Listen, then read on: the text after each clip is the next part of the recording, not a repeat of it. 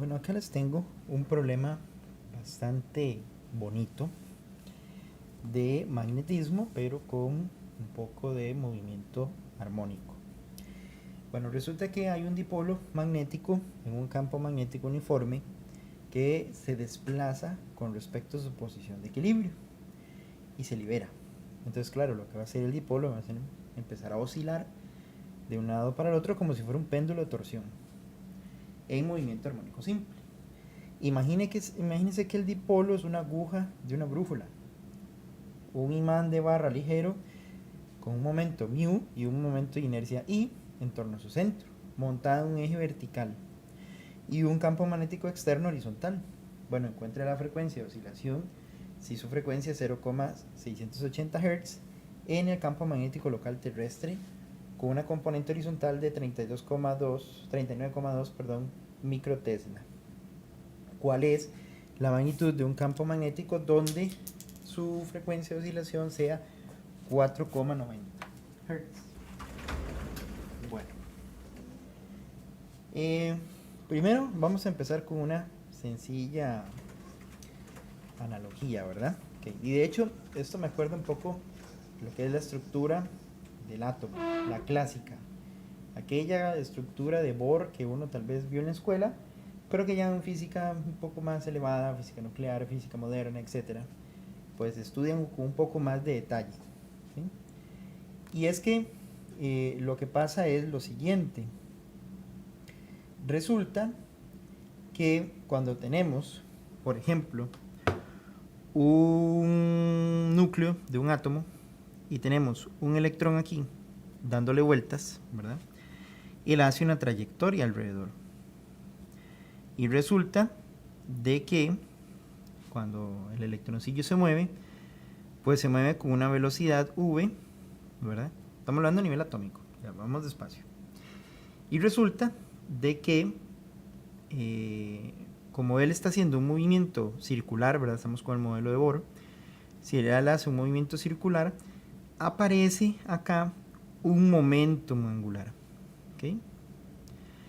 Y como es una carga en movimiento, va a aparecer un momento dipolar magnético, que va a ser igual a la corriente que se mueve, ¿verdad? Por el área, toda esta área aquí que vamos a pintar, ¿ven? Claro, aquí la corriente para un electrón sería la carga del electrón dividido entre el periodo, porque él da vueltas alrededor del átomo, alrededor del núcleo. Imaginemos que eso es un átomo de hidrógeno, ¿verdad? Y el área sería pi por radio al cuadrado. Pero bueno, eso es desviándome un poco del tema y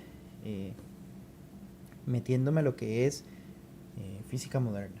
Pero bueno, eso significa que existe el momento magnético dipolar en el caso de un electrón orbitando alrededor de un núcleo. Resulta que en un dipolo, carga positiva, o bueno, la parte positiva y negativa de un imán, ¿verdad? Hay que recordar que los monopolos, y por eso lo hice así, para que recuerde, los monopolos magnéticos no existen, ¿verdad? ¿Okay? Esto es un imán donde va a tener una parte positiva y una parte negativa. ¿Okay? Gira. Y resulta de que, si usted quiere verlo así, esto tendría una cierta analogía con el asunto de las cargas que pues se mueven, giran, producen una corriente. Bueno, resulta que a nivel magnético, ¿verdad?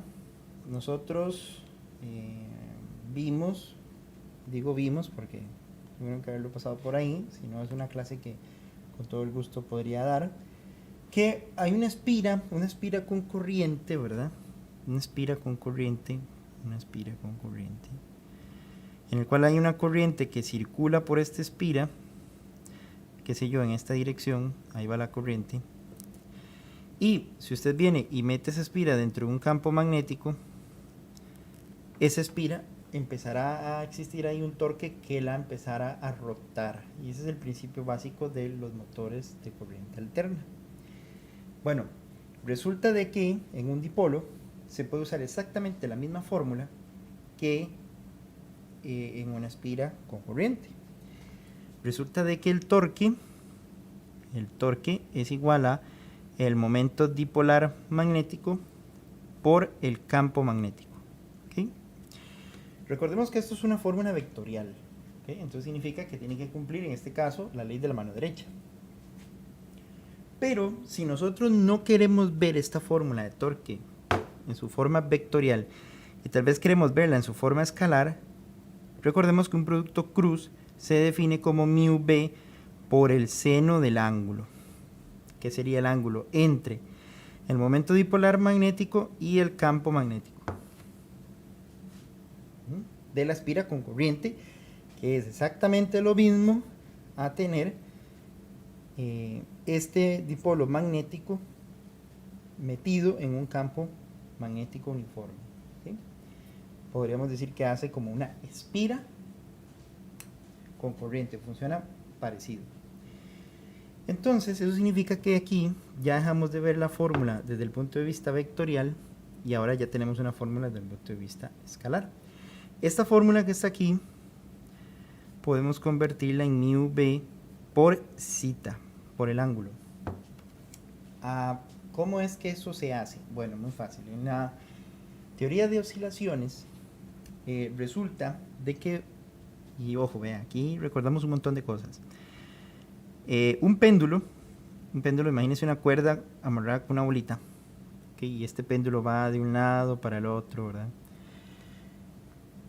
La oscilación es completa cuando usted tiene ángulos pequeños, ¿okay?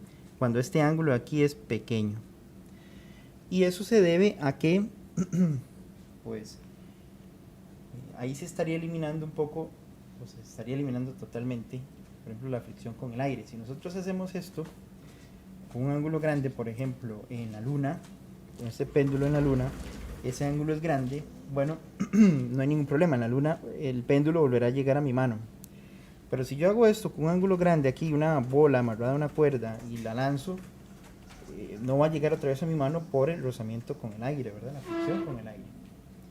Entonces siempre uno, para hacer aproximaciones armónicas simples, considera que el seno del ángulo es muy parecido al ángulo. De hecho, en cálculo 2, en lo que son series, se ve cómo desarrollar este seno en una serie. Y el primer término, adivine cuál es. Zeta. Bueno, muy bien, entonces recuerde, para ángulos o desplazamientos angulares pequeños, yo hago esta aproximación y vea cómo el torque se me convierte en esa fórmula, ¿verdad? Sin el seno. ¿Sí? Recuerde que esto es un torque de restauración, ¿verdad? ¿Qué significa un torque de restauración? Eso se vio en la teoría de péndulo físico. Resulta de que hay una fuerza que siempre va a querer colocar al cuerpo en su punto de equilibrio. Y por ejemplo, para este péndulo simple, ¿okay? Es la componente X del peso, esta, la que va a querer siempre agarrar esta bola y ponerla en el equilibrio. Para un péndulo físico, digamos, ya sea un objeto grande, sólido, con alguna forma irregular, esa fuerza también existe, pero para un péndulo físico no se habla de fuerza, se habla de un torque de restitución.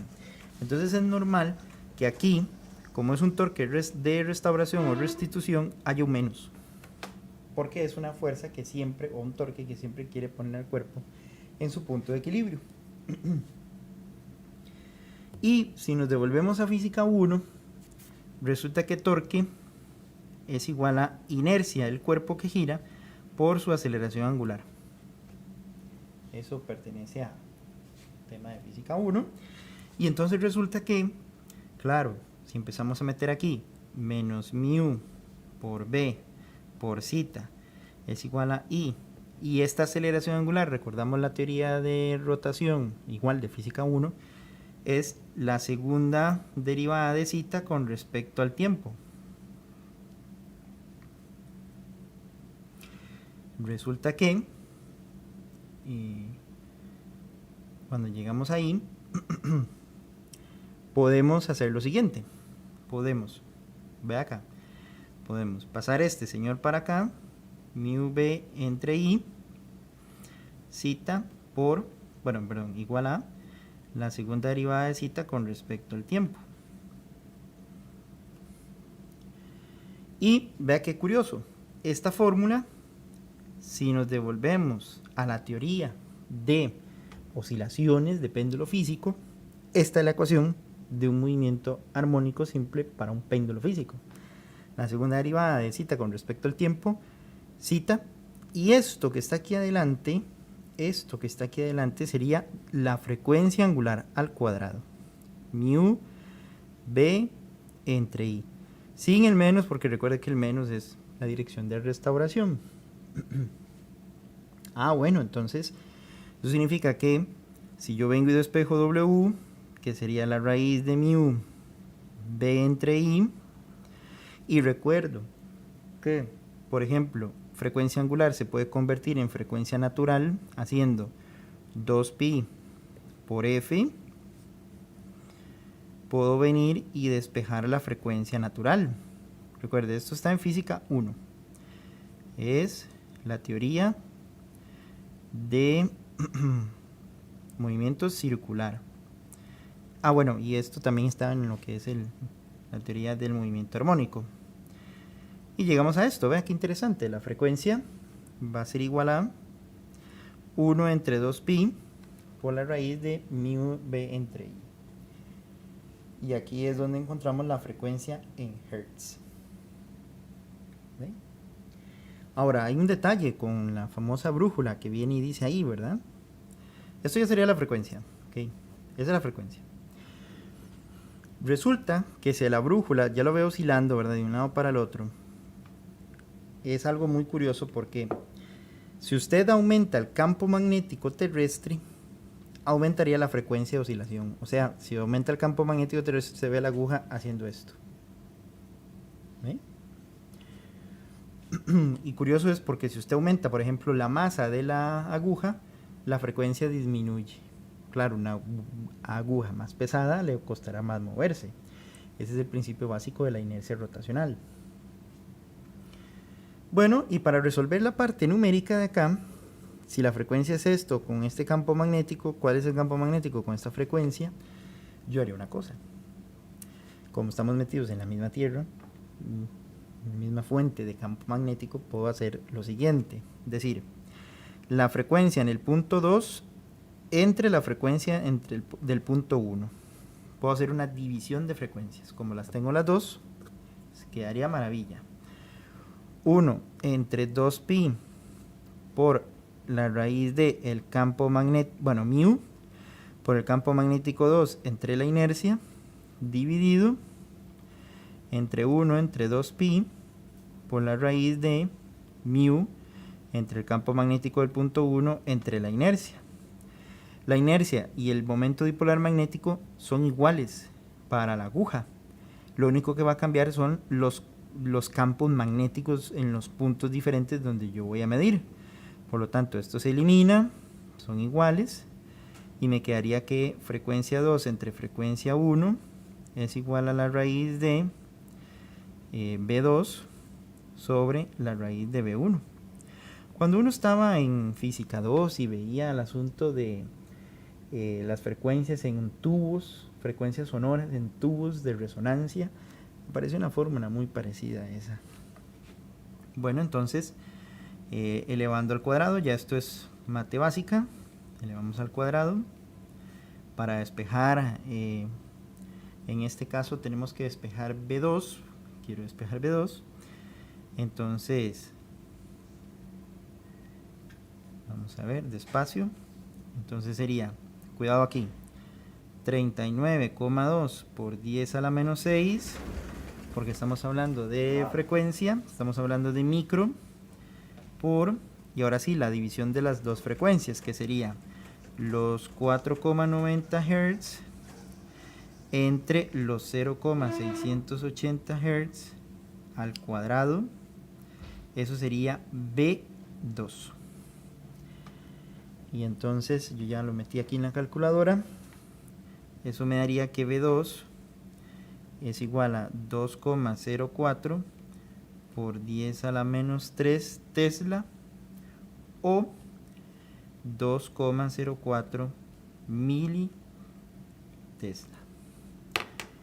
E inclusive con este campo magnético, esa componente del campo magnético terrestre, podría utilizar otra fórmula que podremos ver en otro video, ubicarnos en el globo terrestre, saber dónde estamos. Bueno, algo muy interesante, un ejercicio bonito. Y con eso hemos terminado.